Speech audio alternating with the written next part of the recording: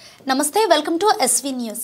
యాదాద్రి భువనగిరి జిల్లా భూదాన్ పోచంపల్లి మండలం కేంద్రంలో 47 మందికి కళ్యాణ చెక్కుల పంపిణీ కార్యక్రమంలో పాల్గొని అనంతరం పోచంపల్లి మండలంలోని పలు గ్రామాల్లో 11,60,00,000 రూపాయలతో అభివృద్ధి పనులకు శంకుస్థాపన చేసిన భువనగిరి ఎమ్మెల్యే కుంభం అనిల్ కుమార్ రెడ్డి అనంతరం ఎమ్మెల్యే మాట్లాడుతూ ఈరోజు భూదాన్ పోచంపల్లి మండలంలోని పలు గ్రామాల్లో 11,60,00,000 రూపాయలతో రోడ్లకు సంబంధించి శంకుస్థాపన చేయడం జరిగిందని, కళ్యాణ లక్ష్మి షాదీ ముబారక్ 47 మంది లబ్ధిదారులకు అందజేయడం జరిగిందని అన్నారు. భూదాన్ పోచంపల్లిలో 10 కోట్ల రూపాయలతో త్వరలో మినీ ట్యాంక్ బండ్ నిర్మాణానికి శంకుస్థాపన చేయనున్నట్లు తెలిపారు. పోచంపల్లిలో బ్రిడ్జీల నిర్మాణానికి పెద్దపీట వేస్తున్నామని అన్నారు. రాష్ట్రంలో ప్రతిపక్షాల మాటలు ప్రజలు ఎవరూ నమ్మవద్దని, త్వరలోనే రేషన్ కార్డులు, రైతు భరోసా, ఇందిరమ్మ ఇల్లు లాంటి పథకాలను అర్హులందరికీ అందజేస్తామని తెలిపారు. ఉప్పు నూతుల పడే లక్ష్మమ్మ గుర్రం 14 రోజు కూడా ఈరోజు ఇక్కడ భువనగిరి నియోజకవర్గం పోచంపల్లిలో వివిధ రోడ్లు దాదాపు 12 కోట్ల రూపాయలతోటి మరి పంచాయతీరాజ్ మంత్రి సీతక్క గారి వారు శాంక్షన్ ఇచ్చి మరి ఆ రోడ్లు ఈరోజు శంకుస్థాపన చేసుకోవడం జరిగింది. ముఖ్యంగా అందులో మన ఏది నారాయణగిరి కోసగుండు రోడ్డు, ఇంకొకటి జగత్పల్లి జంగంవారిగూడెం రోడ్డు, ఇంకొకటి అన్నిటికంటే ముఖ్యం ఈ మోడల్ స్కూల్ పోచంపల్లి రోడ్లో ఏదైతే మోడల్ స్కూల్ జలాల్పూర్ దగ్గర ఉందో ఆడికెళ్ళి నారాయణగిరి రోడ్డు, ఆడ పిల్లలకు ఇబ్బంది అవుతుండే ఆ రోడ్ ఒకటి, అది కూడా బందోబస్తుగా సిమెంట్ రోడ్డు. ఎందుకంటే ఆడ వాటర్ లాగింగ్ కూడా అవుతుంది, రోడ్డు బీటీ అవుతుంటది అంటే దానికి సిమెంట్ రోడ్ కూడా, అది కూడా హై ట్రాఫిక్ ఉంటుంది, హెవీ ట్రాఫిక్ ఉంటుంది అంటే దానికి రోడ్ కూడా వెడల్పు చేసే మంచి రోడ్ వేసే కార్యక్రమం చేస్తున్నాం. సో అట్లనే ఇంకొకటి ఏంటంటే ఇక్కడ అబ్దుల్ నగర్ నుంచి కప్రాయిపల్లి రుద్రవెల్లి రోడ్డు అదొకటి, అది కూడా ఎప్పటి నుంచో రోడ్ కావాలన్నట్టు ఆ రోడ్డు కూడా ఇవాళ వేసిన అన్ని ముఖ్యమైన రోడ్లు. మరి సో ఆ కప్రాయిపల్లి రుద్రవెల్లి రోడ్ అదొకటి. మరి ఇప్పుడు ఇంకొకటి మిగిలిపోయి ఉన్నది, ఒకటి ఏది మన షేరిల్ల రోడ్ అనేది ఎప్పటి నుంచో ఈ ప్రాంత వాసులందరూ కూడా షేరిల్ల చౌటుప్పల్ పోవాలంటే దగ్గర అవుతుంది అని చెప్పి అడుగుతా ఉంటారు. సో ఆ షేరిల్ల కూడా శాంక్షన్స్ లో అడిగినాం, అది కూడా శాంక్షన్ అయింది. సో ఆ షేరిల్ల రోడ్ వంకమామి నుంచి షేరిల్ల రోడ్ కూడా ఇప్పుడు దాని ఫౌండేషన్ శంకుస్థాపన ఇప్పుడు చేసుకుంటున్నాం. సో అతి ముఖ్యమైన రోడ్లన్నీ కూడా ఈరోజు మరి ఆ ఫౌండేషన్ వేసుకున్నాం, త్వరలో అవన్నీ కూడా కంప్లీట్ అవుతాయి. సో పంచాయతీరాజ్ డిపార్ట్మెంట్ లో నిధుల కొరత లేదు, ఇమ్మీడియట్ గా రోడ్స్ అవుతున్నాయి. దాదాపు నియోజకవర్గంలో ఓలిగొండ ప్రాంతంలో అంతకుముందే అవన్నీ ఫౌండేషన్స్ వేసినాం, రోడ్లు అయినాయి, బీబీ నగర్లు అయినాయి, భువనగిరి మండలంలో 2 అయినాయి, ఇంకా 3 రోడ్లు వేసుకునేది ఉన్నది. ఇక్కడ పోచంపల్లిలో ఇవాళ దాదాపు అన్ని రోడ్లు కూడా వేసుకున్నాం. మళ్ళా వారం 10 రోజులలో జరిగిన సిమెంట్ రోడ్లకు కూడా అది ఓపెనింగ్ కార్యక్రమం ఉంటుంది. సో ఇవన్నీ కూడా అన్ని అభివృద్ధి కార్యక్రమాలన్నీ కూడా జరుగుతూ ఉన్నాయి. ఎస్సీ ఎస్టీ ఫండ్స్ కింద కూడా అనేక నిధులు తీసుకొచ్చినాం. బీబీ నగర్ భువనగిరి మండలాలలో ఎస్టీ ఫండ్స్ కింద అన్ని తండాలు కలిపేటట్టు రోడ్లు వేసుకుంటున్నాం. ఆ విధంగా ఎస్సీ ఫండ్స్ కింద కూడా ఎస్సీ కాలనీలు కానీ ఎస్సీ కాలనీ కనెక్ట్ చేస్తూ మరి పక్క కాలనీలకు వెళ్లే రోడ్స్ అవి కనెక్ట్ చేస్తూ ఉన్నాం. సో చాలా అభివృద్ధి కార్యక్రమాలు జరుగుతున్నాయి.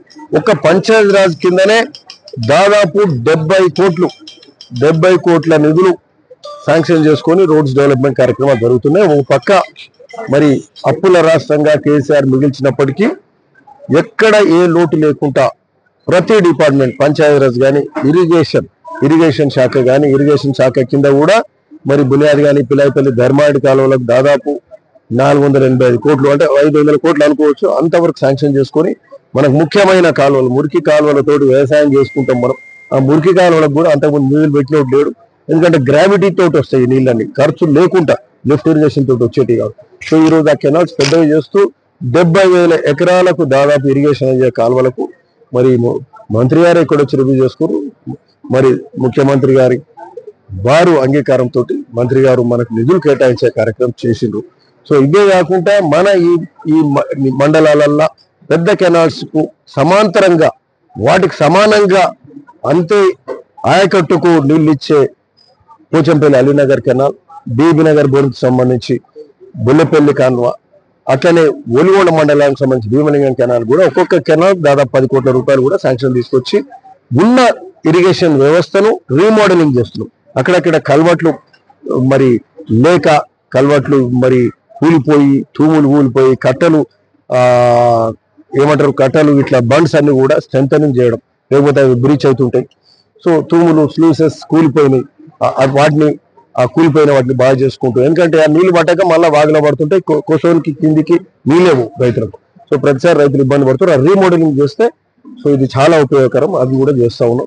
సో ఈ విధంగా అన్ని అభివృద్ధి కార్యక్రమాలు అన్ని కూడా బాగా జరుగుతున్నాయి. భువనగిరి ఫోర్ట్ కూడా ఓ పక్క భువనగిరి ఫోర్ట్ టూరిజం కింద దానికి అది కూడా నిన్నమొన్నటి దాకా ల్యాండ్ ఎక్విజిషన్ ప్రాబ్లం ఉండే భువనగిరి ఫోర్ట్. ఆ ల్యాండ్ ఎక్విజిషన్ కూడా దాదాపుగా కంప్లీట్ చేసినాం. రైతులతో మాట్లాడి ఆ Bhuvanagiri fort tourism rope way ఆ ఫోర్ట్ డెవలప్మెంట్ టూరిజం కింద చేసే కార్యక్రమం చేస్తూ ఉన్నాం.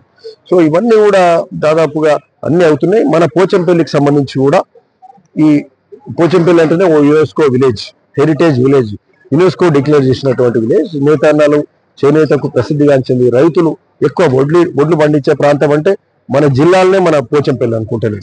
సో అత్యధికంగా ప్రతి ఎకరా కూడా ఆయకట్టు నీరు దొరుకుతుంది. ఇక్కడ ఎక్కువ కష్టపడతారు రైతులు, వడ్లు ఎక్కువ పండిస్తారు. సో ఇట్లాంటి పోచంపల్లి యునెస్కో విలేజ్ కు ఈరోజు ఆ మినీ ట్యాంక్ బండ్ మరి ప్రసిద్ధిగాంచిన పోచంపల్లి కాబట్టి ఏడ మినీ ట్యాంక్ బండ్ 4-5 కోట్లు పెట్టాలి. ఇప్పుడు ఈడ 10 కోట్లు పెట్టి మరి ఆ మినీ ట్యాంక్ బండ్ కూడా డెవలప్ చేసుకునే కార్యక్రమం చేస్తున్నాం. ఈ రోజు దాని పర్యవేక్షణకు అధికారులు కూడా వచ్చింది. అది చూసుకొని మళ్ళా అతి త్వరలో ఒక వారం 10 రోజులలో కూడా మేము ఆ మినీ ట్యాంక్ బండ్ కూడా డెవలప్ చేసుకునే కార్యక్రమం చేస్తాం. దానికి కూడా శంకుస్థాపన కార్యక్రమం జరుగుతుంది. సో ఇవే గాక ఈ ప్రభుత్వము రేవంత్ రెడ్డి గారు కాంగ్రెస్ పాలన, కాంగ్రెస్ ప్రభుత్వము మరి ఈ రాష్ట్రాల అప్పుల పాలు చేసినప్పటికీ అనేక కార్యక్రమాలు జరుగుతున్నాయి. 10 ఏళ్ల పాటు అంతకుముందున్న ప్రభుత్వం కేసీఆర్ గారు రేషన్ కార్డులు ఇవ్వలే. ఇదైతే వాస్తవం, అందరికి తెలుసు. ఈరోజు రేషన్ కార్డులు మొదలు పెడుతున్నాం మేము. ఈ బహుశా ఈ నెలలో మేము ఉగాది నాడు, ఉగాది తెల్లారి మరునాడు 10 రోజులు అటు ఇటు అయితే రేషన్ కార్డులు స్టార్ట్ అవుతాయి. సో అర్హులందరికీ 7 ఎకరాల భూమి ఉన్న వాళ్ళందరికీ వస్తుంది. 1.5 లక్షల ఆదాయం ఉన్న వాళ్ళందరికీ గ్రామాలల్లో రేషన్ కార్డు వస్తుంది. తరిపొలం అయితే 3.5 ఎకరాలు, చెలకైతే 7.5 ఎకరాలు. సో ఆ విధంగా రేషన్ కార్డులు ఇస్తారు.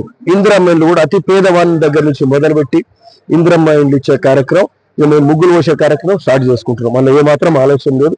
మా మిత్రులకు కూడా చెప్తున్నాం, ఎక్కడ లిస్టు అక్కడ తయారు చేసుకోండి, లిస్టు ఫైనలైజ్ చేయాలి.